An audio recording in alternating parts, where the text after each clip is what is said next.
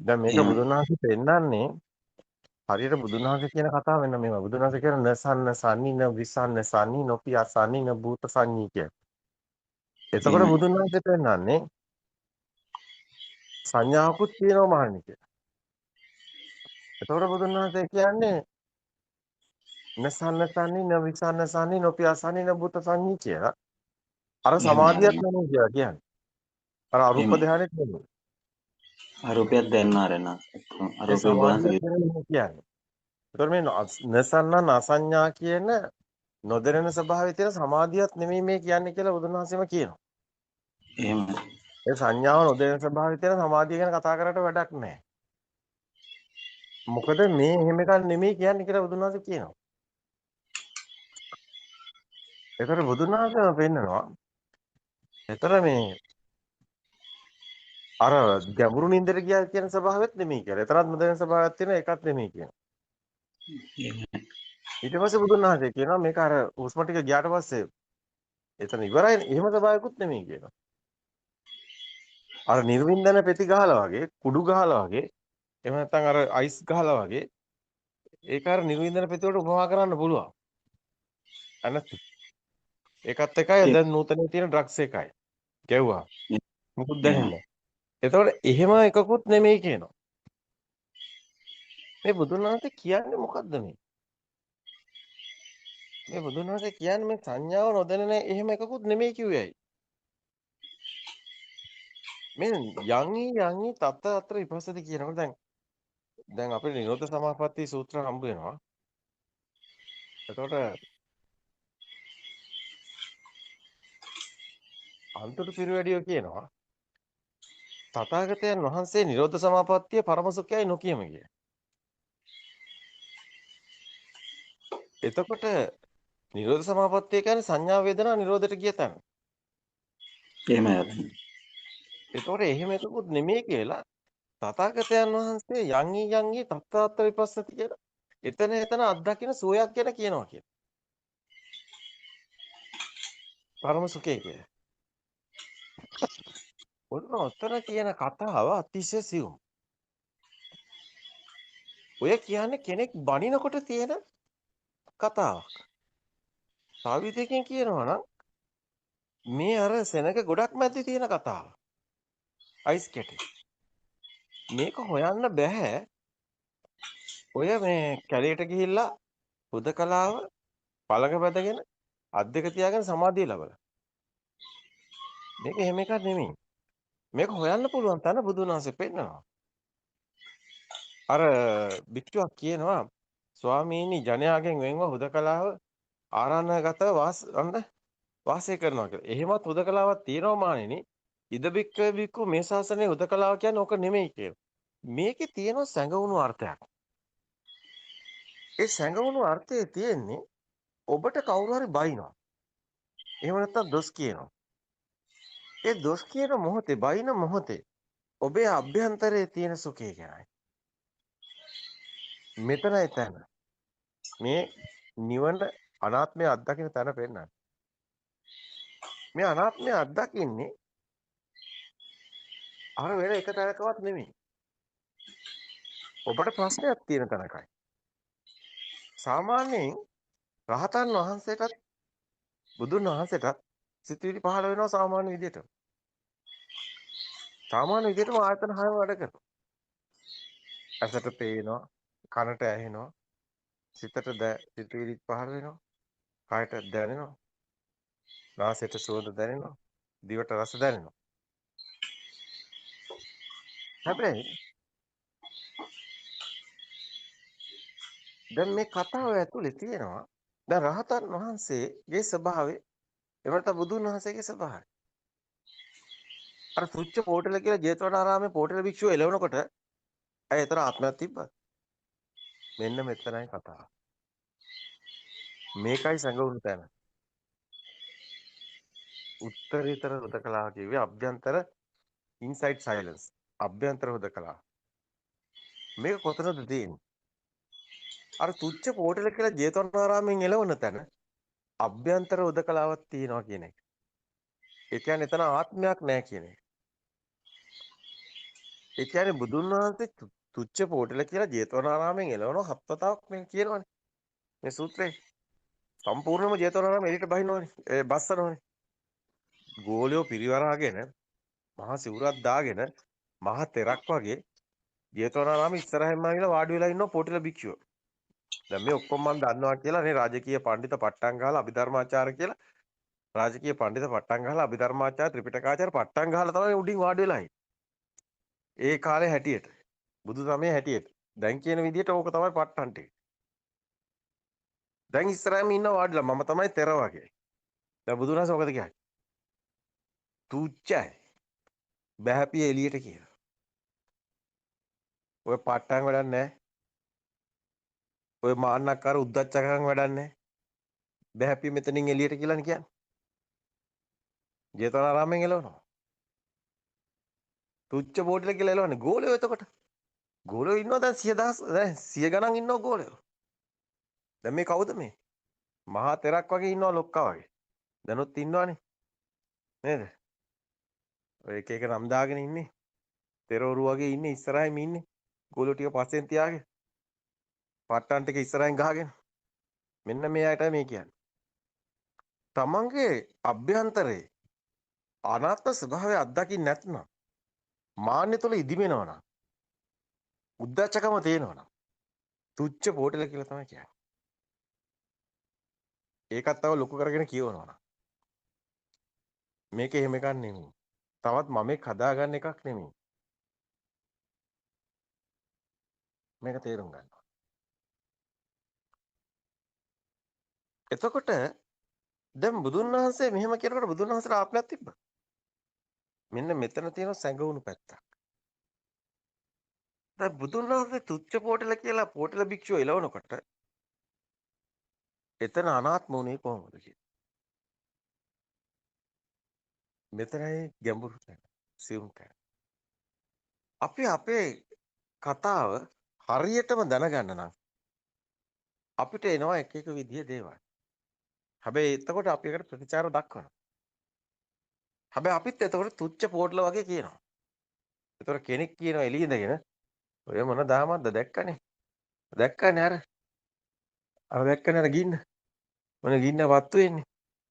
ඔයගොල්ලෝ ඉන්න නිව්වැය කියවට කෝ ගින්න නිවිලා නෑනේ. මෙන්න මේ නිසා තමයි කිව්වේ කවදාවත් අසෘතවත් පුතග්ජනෙකුට බෑ කියලා ආර්ය භූමිය දකින්න. අසෘතවත් පුතග්ජන භූමියේ ඉන්න කෙනෙක් කොහොමද ආර්ය භූමිය දකින්නේ? යාට හම්බෙන්නේ නෑ මේ කතාව.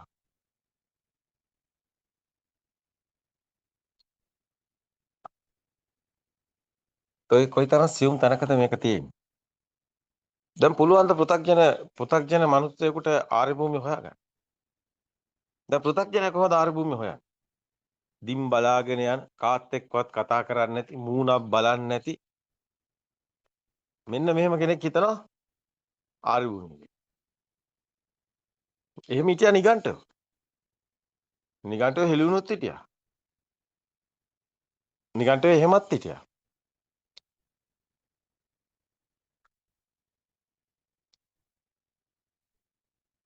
ඒක නෙමෙයි ආර්ය භූමිය.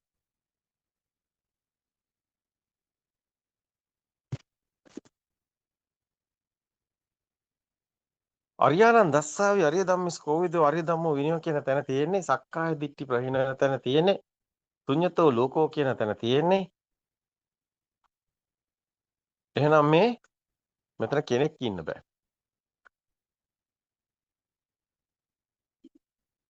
එහෙනම් එයාට එහෙම ආකල්පයක් තියෙන්නත් බෑ මේ මම කරන්න කියලා. මේ මට කරනව වෙන්න බෑ. මේ මම කරනව වෙන්නත් බෑ. එයා එතනින් ගැලවෙන්න ඕනේ. අපිට කෙනෙක්ගේ හැසිරීමෙන් දැනෙනවා නම් මෙයා ගැන හිතන්නේ මෙයාටයි මේ ඔක්කොම කරන්න කියලා. අපි එයාට උතුම් තැනක් කියන්නේ. මේක හොඳට තේරුම් ගන්න. එයාට නම් ඒව කරන්නේ.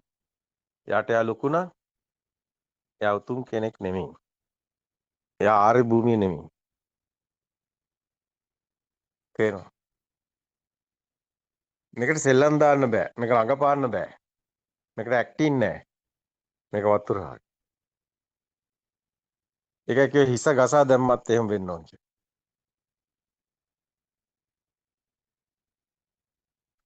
අපිට දෙයක් කළා වෙන්න බෑ. අපි එහෙම කරනවා නම් අපිට මේක කියන අයිතියක් නෑ. ඒක තේරුම් ගන්න. එහෙනම් ඔබ ආර්ය භූමියද නැද්ද කියන එක තීරණය වෙන්නේ ඔතනින්. ඒකට ඔබ එක රංගපෑමක්වත් වැඩක් වෙන්නේ නැහැ. අර සමාධි මේ සමාධි කතන්දර වැඩක් වෙන්නේ නැහැ. ඔබ එන්න ඕනි. යන්හි තත්තාත්‍ර විපස්සක කියනකොට ඒ හැම අරමුණකම ඔබට යමක් කරන්න බෑ. මේක හරි සරල. එහෙම කෙනෙකුට හිටියත් එකයි මලත් එකයි. එයා යාට දෙයක් කරන්න නැති නිසා යාට අනාගත කතා නැති නිසා. මේ මොහොත මේ සිතත් එයාට ඇත්ත වෙන්නේ නැති නිසා. මේක රඟපාන්න බෑ. දැන් බලන්න එතන ඉන්නවද කියලා කවුරු හරි. එච්චරයි. එතන කෙනෙක් පුජ්‍යලෙක් ඉන්නත් බෑ. අපිට කෙනෙක් පුජ්‍යලෙක් කියලා කියවනවා නම් එයා ආර්ය භූමියෙත් නෙමෙයි. එයාගේ කතාව අපිට වැඩකුත් නැහැ. යාට අපිව දැක ගන්න බැර නම් යාට යා පේන්නෙත් නැහැ. යා එතන ඇත්තෙත් නැහැ. තේරෙනවද?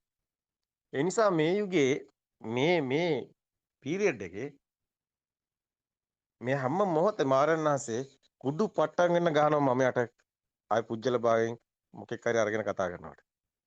ඇයි එයා ඇදෙන්නේ නැහැ නැත්තම්? අපිට වැඩක් නැහැ. එයා නිවන් දකින්න එපේ. අපේ නිවන හොයන්නේ අපේ නිවන එයාට වැඩක් නැහැ අපේ නිවනේ. එයා නිවන් දකින්න එපේ. අපිව දකින්න නම් පුජ්‍යල භාවය. එයා ගාවන නිවනක්. හරි ලේසියි මේක හොයාගන්න. හරි ලේසි.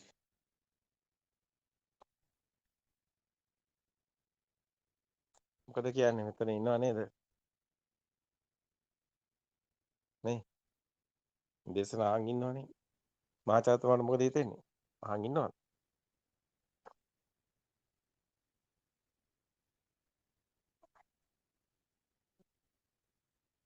අහන් ඉන්නවද මෙතන තව? නේ? මේක දැනෙන්නේ නැහැ ඇතිනේ. ප්‍රසන්න මහත්තයා මොකද හිතෙන්නේ? හ්ම්? ඉර්වන් සරණයි ආරයන් වහන්සේ. ඉතින් ආර්ය ආර්ය භූමියේ නොදන්නම කට්ටිය තමයි ආර්ය භවන ටිකක්වත් එන්නේ නැතු ප්‍රත්‍යක්ෂන උන්මත්තක භූමියේ ඉන්න කට්ටියට එහෙම කියවෙනවා නම් කියවෙන්නේ ආර්ය භූමියේ ටිකක්වත් ආර්යයන්න් දස්සනං කියන්නේ ආරයන් වහන්සේ ඇත්තට ආර්ය භූමියේ පොඩ්ඩක් හරි ස්පර්ශ වෙනවනම් චුට්ට හරි එතන ওই වැටකඩු ඔක්කොම වල සත්‍ය දකින්න ආරයන් වහන්සේ. ඉතින් ඕකේ අඩුව තමයි මේ හොදෙනකොට තියෙන්නේ අද. එහෙමයි ආරයන් වහන්සේ තෙරුවන් සරණයි. කියන්නේ ඇත්තටම මේ වටෙන් අර සම්මුතිය තුල අර පොත්වල තියෙන ඒවාන් තමයි දැන් හොයන්නේ. ආර්ය භූමිය. සමාධි වලින් හොයන්නේ. හොයන කෙහෙල්ම. යන් තතතර විපස්සති කියන සමාධිය කවදාත් එහෙම හම්බ වෙන්නේ නැහැ. දහවල යම්සේද රාත්‍රියත් එසේ කියන්නේ මෙතන ආත්මයක් නැති නිසායි. කෙනෙක් පුජ්‍යලෙක් නැති නිසායි. වෙන එකට නෙමෙයි. ඒක කෙනෙක් පුජ්‍යලෙක් ඉන්න බෑ. එන ඒ ක්‍රියාකලාපය තුල ඒක වෙන්න බෑ. බලන්න එච්චරයි.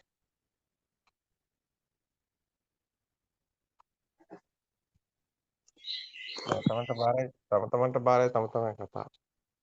මේක රඟපාන්න බෑ. මේක ගොතන්න බෑ. මේක හදන්න බෑ. මේක මවන්න බෑ. මේක ලෝක ධර්මතාවය. තේරුම් සරණ ආරණාංශ ඔබ වහන්සේ දේශනා කරපු ඒ විදිහටම තමයි ඇත්තටම ඒ සිද්ධ වෙන්නේ. ඒ කියන්නේ මේ 16 අම්සේ රාත්‍රියත් එසේමයි කියලා කියන්නේ මම කියන්නේ කාගෙන්වත් අහගත්ත දෙයක්වත් ඒ කියන්නේ වෙන දෙයක් නෙමෙයි. මට දැනන දෙයක් මම කිව්වේ. සංජීව ගැන මම හොඳට දන්නවා. සංජි තමන් ගැන හිතන කෙනෙක්. සංජිට ඔක් කියන අයිතියක් නැහැ. ඕන අපි උදාහරණ කියත හැකි 100 ගානක්. ඒක නිසා සංජි ෆෝන් එක පොඩ්ඩක් මියුට් කරගත්තත් කවන්නේ නැහැ. මොකද මම සංජි හොඳට දන්නවා. සංජි එතන නැහැ. ඔයා ගැන හිතන කෙනෙක්. ආයි කතා කරන්න එපා ඔය ගැන. ආයි අපි ඉස්සර දවසක අත්දැකීම් තිබ්බොත් කතා කරමු. තේරෙනවද? එහෙම ආරණ්‍ය තේරුවන් ඔව්. සරණයි. ඒකයි කිව්වේ. හ්ම්. තමන් ගැන හිතනවා නම් තමන්ට නම් වැඩ කරන්නේ. තමන්ට ආත්ම කතාවක් තියෙනවා නම් ඒක හරියන්නේ නැහැ සංජීව. අපි මේ යුගයේ පුජ්‍යල භාවකින් තොරව වර්ග කිරීමකින් තොරව අර උස් පහත් ભેදකින් තොරව හැම කෙනාටම එකම විදියටයි කියන්නේ. නේද? නම් වලින් කියන්න ඕනේ නැහැ. හැමෝම දන්නවා තම තමන්ට කණ්ණාඩියේ මූණ බැලුවම පේනවා තමන් ඉන්නේ කොතනද කියලා. අපි දැන් ගමක් ගාන එනවා ගයක් ගාන එනවා. අපිට කොකා ඒව පෙන්නලා වැඩක් නැහැ.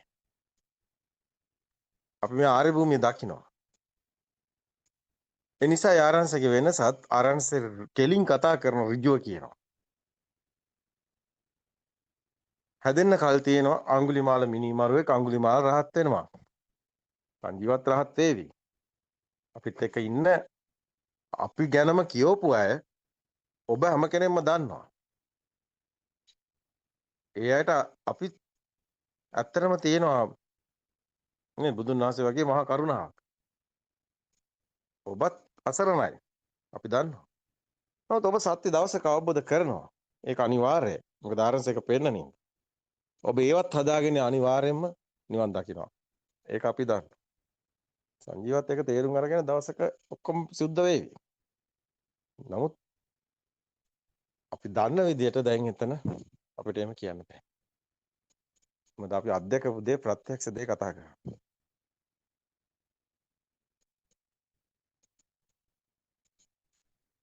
ඉතින් එක එක තැන්වල අපි යනකොට අපි එක එක දේවල් අත්දකිනකොට ඒ අයගේ ස්වභාව අපිට පේනවා. ඒ අය කියවන දේවල් නෙවෙයි යාළුවා බන කියනවනේ. ඒ අය බන කියනවා. නමුත් බන කියන එකෙන් නෙමෙයි යාළුවගේ හැසිරීමෙන් පේන කතාවක් තියෙන්නේ. දැන් අපි ඔබ දැක්කා මං හිතන්නේ Zoom එකෙත් මේක ගියා. මතුගම ආරාණයට. ඒ යන වෙලාවේ ඔබ දැක්කද ආරංශයේ වාහනේ ඇතුළට ගත්තේ නැහැ කියලා. ඇයි ගත්තේ නැත්තේ? කොන්දක් තියෙනවා නම් ඔබ ඒ ධර්මයට ගෞරවයක් තියෙනවා නම් අර බලන්න අර දාලා තියෙන කොඩියල හැටි පාලම් කොඩියක් දාලා තිබ්බා. ඒක ඇම්බරිලා කැරකිලා නන්නත්තා. ඒකක් ගාවින් අපින්න මොන ගෞරවයක් දීලා. තව එකක් දාලා තිබ්බා. ඒක යන්නේ කොයිද මල්ලේ පොල්. මොන ධර්ම ගෞරවයක්වත් එතන තිබුණේ නැහැ. අපි එනකම් බලන් ඉන්නවත් එපා එහෙම. අපි එන්නේ නැහැ. එතනට ගියාට පස්සේ අර ගාලේ ජයතිස්සට කිව්වා වගේ තමයි. කෙලින්ම කිව්වා මෙතන බණ කියන්නේ නැහැ කියලා. ඒ කවුරු කියන ඒවා අහලා නෙමෙයි. කවුරු හරි කියන ඒවා අහලා කියලා හිතනවා නම් ඒත් එයාගේ ඒ පෘථග්ජන මානසිකත්වයක්. අපි කවුරු කියන ඒවා අහලා නෙමෙයි කිව්වේ. අපිට කවුරු මුකුත් කිව්වේ නැහැ. නමුත් එතන සුදුසු නැහැ. ඒ කොහොමද සුදුසු නැහැ කියන්නේ? අපිට දැනනවා. සතෙකුට උනත් දැනෙන දේවල් තියෙනවා. මනුස්සයෙක් ඊට දෙයක් දැනෙන්නේ නැහැ. බුදුන් වහන්සේ කියනවා මහෝපදේශනා සූත්‍රවල දේශනා කරන්නේ කොහොමද නොකරන්නේ ඇයිද කියන එක. බුදුන් වහන්සේ සියල්ල දේශනා කළා තියෙනවා. මෙවැනි තැන්වල බණ කියන්න එපා කියලා. ධර්ම ගෞරවයක් නැත්තම්. ධර්ම දේශනා කරන කෙනාට අපහාස කරනවා නම් එතන බණ කියන්නත් එපා කියලා.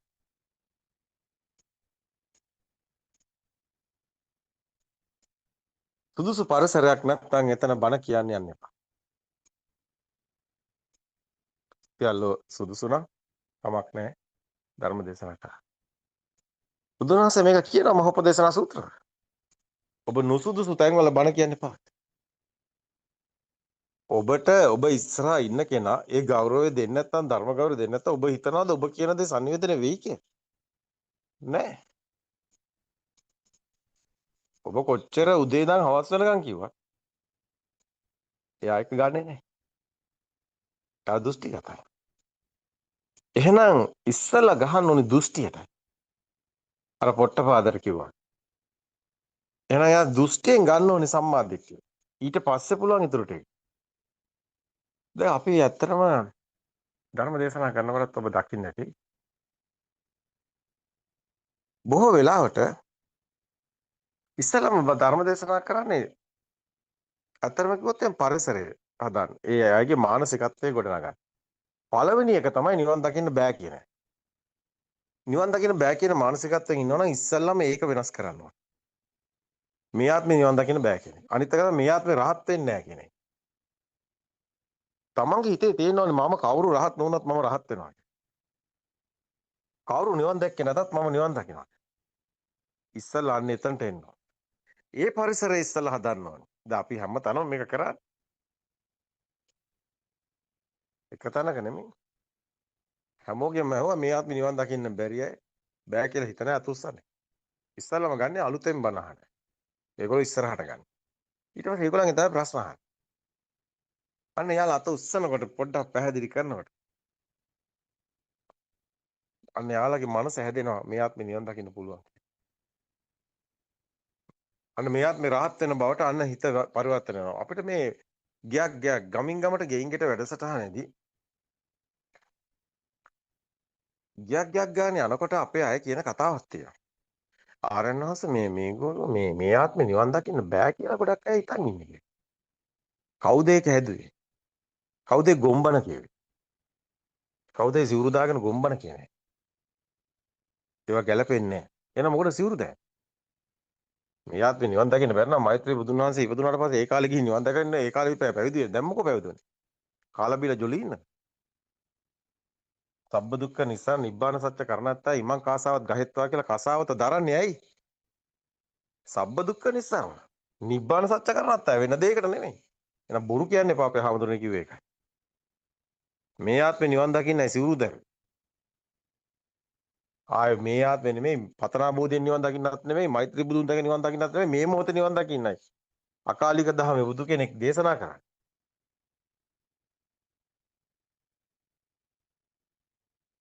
එහෙනම් නිබ්බාන සත්‍ය කරණත්තා. එතනට එන්න. ඉමං කාසාවත් ගහෙත්තා. අන්න කසාවත දැරුවේ ඒකට. අනුකම්පාව පාදා. මට අනුකම්පා කරන්න ස්වාමීනි. සබ්බ දුක්ඛ නිසාන සියලු දුකෙන් මිදීම සඳහා නිබ්බාන සත්‍ය කරණත්ත නිවන් දැකීම සඳහා හිමං කාසාවත් ගහෙත්වා මට කසාවත දෙන්න ස්වාමීනි. අනුකම්පාව පාදා. මට අනුකම්පා කරන්න ස්වාමීනි. නැත්තන්ට එනවා. එනවා සිවුරු දරන් ඉන්නේ කවුරුවත් මේ ආත්ම නිවන් දකින්න බෑ කියලා නෙමෙයි පුළුවන් කියලයි. ඒ සූත්‍රේ කියනවනේ සිවුරු දානකොටම. ඒ සූත්‍රය කියලා සිවුරු දාලා මේ ආත්ම නිවන් දකින්න බෑ කියන එක කවුද? නේද? ඒක වෙන්න බෑ.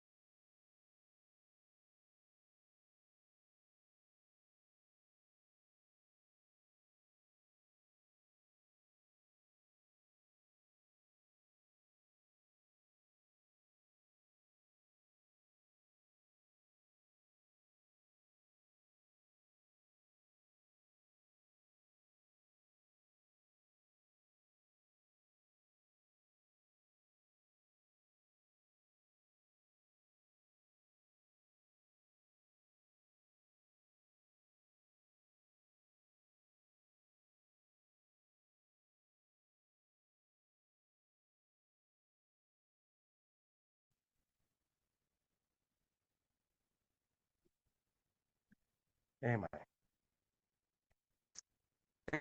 හරි ජී. හරි සරලයි. නේද? මේ ආත්මේ නිවන් දකින්න බැරි නම් ඇයි අපි පැවිදි වෙන්නේ? පැවිදි වෙන්නේ නිවන් දකින්න කියලා සිවුරු දාන්නේ ඒකට. සිවුරු මේ ආයි රවට්ටන්න ඕනේ නැහැ නේ කවුරුත් නේද? සබ්බ දුක්ඛ නිස්සාරණ නිබ්බාන සත්‍ය කරණත්තයි මං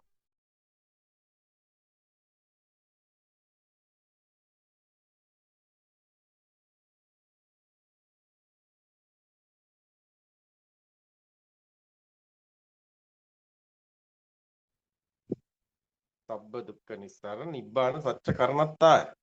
වෙන දෙයකට සිවුරු දාලා නැහැ. ආයි මන්දිර ගහන්න නෙමෙයි, සැප විඳින්න නෙමෙයි. නිබ්බාන සත්‍ය කරණත්තයි. වෙන මේ වෙනේවා ඊට පස්සේ ඔළුවේ ගහගෙන වැඩක් නැහැ. එහෙනම් ඒ සිවුරු දරුවේ එකටයි. ඉමං කාසාවත් ගහෙත්වා. අනුකම්පාව පාදා. බගෑපත් වෙලා අනුකම්පා කරන්න කියලා සිවුරු ඉල්ලුවේ ඕකට. වෙන දෙයක් නෙමෙයි.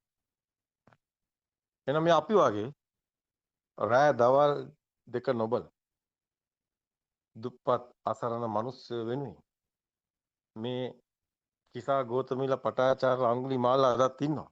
උන්ට දාන දෙන්න පින් කරන්න කියන්න බෑ. ඒ මොන රිලා කතාවද? පටාචාරට දාන දෙන්න කියන්න පුළුවන්. අද පන්සලට යන්නේ යන්නේ නම නැති වෙලා කරගන්න දෙයක් නැති වෙලා පන්සලට ගියාම තර බෝධිය වටේ කරකෙන්නේ බෝධිය නාවන්නේ බලන්න අම්මලාගේ අඳුනා.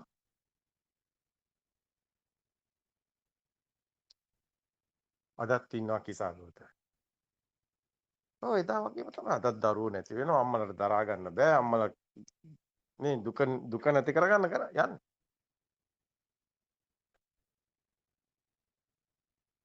අදත් ඉන්න අඟුලිමාලා වගේ වැරදිච්ච අය. ඒගොල්ලන්ට දාන දෙන්න පින් කරන්න කියන්න බෑ. පටලව ගන්න එපා අපේ ආමුදුනේ. මේක ඍජුයි. මේකේ ආයි 아무තු කතා නැහැ අපි ඍජුව කියන්නේ. නිබ්බාන සත්‍ය කරණත් අය ඔබත් නිවන් දැකලා අනිත් අයට නිවන් දකින්න මඟ පෙන්වන්න ඕනේ. එහෙනම් අපි පාන්දර 5 ඉඳන් මේ රෑ එනකම් මේ වගේ මෙහෙම ඔබ කරන්න ඕනේ. ඔබ කැප වෙන්න ඕනේ. බුද්ධ පුත්‍රයෙක් වෙන්න ඕනේ. එහෙනම් මේ නිවන් මඟ කියලා දෙන්න. ඔබ යනවා දාන ගෙදරට. තුන් මාසේ දානටත් යනවා. මල ගෙදරට යනවා. අද අපි පන්සලේ ආමුදුරුවෝ ගෙන්නනවා. ආමුදුරුවෝත් කියනවා අපිට නේද? වැඩ වැඩිනේ. වැඩ තිබ්බට කමක් නැහැ අපේ ආමුදුරනේ. ඔය යන්නේ බණ කියන්නනේ කොය ගියත්. දැන් අපිත් එනවා වැඩ වැඩි. අපිත් බණ කියන එක තමයි කරන්නේ. එහෙනම් ඔය දානෙට, පිරිතට හැම එකටම ඔබ කියන්නේ නිවන් දකින්න හැටි. ඕ පිරිත් කියන්නේ ගියත් ඔය හැම සූත්‍රෙම නිවන් මාර්ග තියෙන.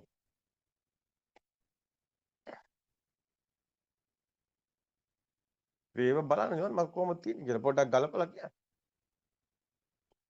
ඒතකොට මනුස්සයාට තේරෙනවා මේ හරියට මේක දැක්කොත් අපේ ස්වාමීන් වහන්සේලාට පාව මේක මහා දායාදයක් වෙනවා. මේ සමාජයේ ඇත්තටම පිපිදෙනවා. මෙතන කෙනෙක් නැති බව. පේනවද? මේ ආයතන ටික වැඩ කරන හැටි පේනවද? මේ බාහිර ලෝකයේ නෙමෙයි ඔබ සිතුවේ ලෝකේ ජීවත් වෙන්නේ කියලා දෙන්න. මේ සිතුවේ ලෝකේ සිතුවිලි හැදෙන්න පොඩ්ඩක් පෙන්නන්න.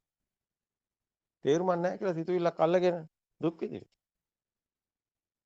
ඔච්චරයි තියෙන්නේ. දරුවා කියන්නේ සිතුවිල්ලක්, අම්මා කියන්නේ සිතුවිල්ලක්, ඉපදීමත් සිතුවිල්ලක්, මරණයත් සිතුවිල්ලක්. ඉතින් මොකටද නැහින්? මොන කෙහෙල් මටද නැහින්? ඇත්ත කිව්වම ඉවරයි. දැන් බුදුන් වහන්සේම දේශනා කරනවා. ඒ ශුන්‍යතෝ ලෝකෝ අත්තානි දිට්ඨි වච්ච මච්චු රාජනවස මොකද මේ කියන්නේ? ලෝකේ ශුන්‍ය ලෙස බල ආත්ම දෘෂ්ටි අතහැරව මරණය ජය ගන්නවා කියන්නේ. මරණයක් නැහැ කියලානේ කියන්නේ. මේ බුදුන් වහන්සේනේ කියන්නේ. ඒකවත් දන්නේ නැහැ. බුදුන් වහන්සේ එහෙම කිව්වද කියලා ආයෙ කල්පනා කරනවා. ඒ තරම්ම හේතුඵල දව පැත්ත පලාතක නැහැ. හැමදාම කිව්වේ දාන දෙන්න පින් කරන්න දාන දෙන්න පින් කරන්න. මේ අපේ අත්තම කිව්වොත් එහෙම මේක හරිම පුදුම කතාවක්. ඒ කියන්නේ මුස්ලිම් අය දාන දෙන්නේ නැද්ද? මුස්ලිම් අය දාන දෙනවා. අය හින්දු අය දාන දෙන්නේ නැහැ කියලාද කියන්නේ? කෝවිල් ගිහිල්ලා නැද්ද? හින්දු අය දාන දෙනවා. අය මුස්ලිම් අය දාන දෙන්නේ නැහැ කියලාද කියන්නේ? ඒගොල්ලන් උපයන ආදායමෙන් කොටසක් දාන වෙන් කරන්න ඕනේ. බලන්න පල්ලියේ පොඩ්ඩක් අහලා ගිහිල්ලා.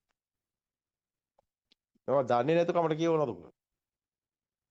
මේ දාන දෙන්න පින් කරන්න කියන අනිත් ආගමවල කියනවා. ඕකද බුදුදහම? ඕකද බෞද්ධයෝ? මේ හිතන් ඉන්නේ නිකන් බෞද්ධයෝ විතරයි මේ දාන දෙන්නේ කියලා. කුණුහරුප කියන්න එපා කිව්ව එක. බෞද්ධයෝ නෙමෙයි ඔක්කොම ආගම් වල දාන දෙනවා. පින කියන්නේ සිතේ පිරිසිදු බව කියලා තියෙන්නේ මේ ධර්මයේ විතරයි. අනිත් ඒවා හිතන් ඉන්නේත් account එකේ දානවා වගේ ඔන්න වැඩේ කරා දැන් ඉතින් අපිට ඒකට බිස්නස් කරනවා වගේ තමයි හිතන් ඉන්නේ දෙයියොත් එක්ක ගනුදෙනු කරනවා තමයි අනිත් ආගම් වල තියෙන්නේ. මම දෙයියෝ අපි බලයි කියලා. දැන් බෞද්ධයොත් හිතන් ඉන්නේ ඔන්න ඔහොම account එකේ දානවා වගේ දෙයියෝ බලයි කියලා. කුණුහරුප නෙමෙයි බුදුදහම කියන්නේ. එක කාට ඕන විදිහට ඒක කරකවන්න බෑ. ඒකේ පිරිසිදුව තියෙන්නේ හේතුඵල දහම. මස්මින් සති ඉදං හෝති. මස්මින් අසති ඉදං නහෝති. මස් උපජ්ජය ඉදං උපජ්ජති මස් නිරෝධය ඉදං නිරුද්ධති කියන්නේ මොකද්ද? ලෝකේ ඇත්තක් නම් මෙතන ලෝකේ ඇත්ත කරගෙන තියෙන ගින්නම තමයි ආත්ම ගින්න. මේ ඇතිකල්ලි මේ වේ කියන්නේ ඕකට. දෙයක් තියෙනවා නම් බාහිය කෙනක් ඉන්නවා කියලානේ කියන්නේ. ශුඤ්ඤතෝ ලෝකෝ අත්තාන දිටි උවච්ච. ඒක ඕක කියන්නේ එකම කතාවනේ. හේතුඵල ධර්මයේ තියෙන ඕකනේ. දැන් ඔබට මේ මිනිස්සයාට කියලා දෙන්න ඕනේ මොකද්ද? ඔබ මිනිස්සයාට කියලා දෙන්න ඕනේ මේ ලෝකේ ඇත්තක් නොවෙන්නේ කොහොමද කියන එක. මේක සිතුවේ ලෝකයක් කියන එකයි කියලා දෙන්න ඕනේ. වෙන බණ කියන්න යන්න එපා කවුරු. ඒවා බුදුබණ නෙමෙයි. එහෙනම් මේ මොහොතේ අජ්ජෝසය තිටති යාරූපේ නන්දි තදුපාදරම් බහුව කියනකොට මේ භවයේ මේ මොහොතේ සකස් වෙයි. එහෙනම් මේ ලෝකය කියලා ඔබ කතා කරන්නේ ඔබ සබහා දහමද ඔක්කොම මොකද්ද? ඇත්තද? එහෙමද? මේක ඇත්තක් නොවන හැටි කියලා දෙන්න. එච්චරයි.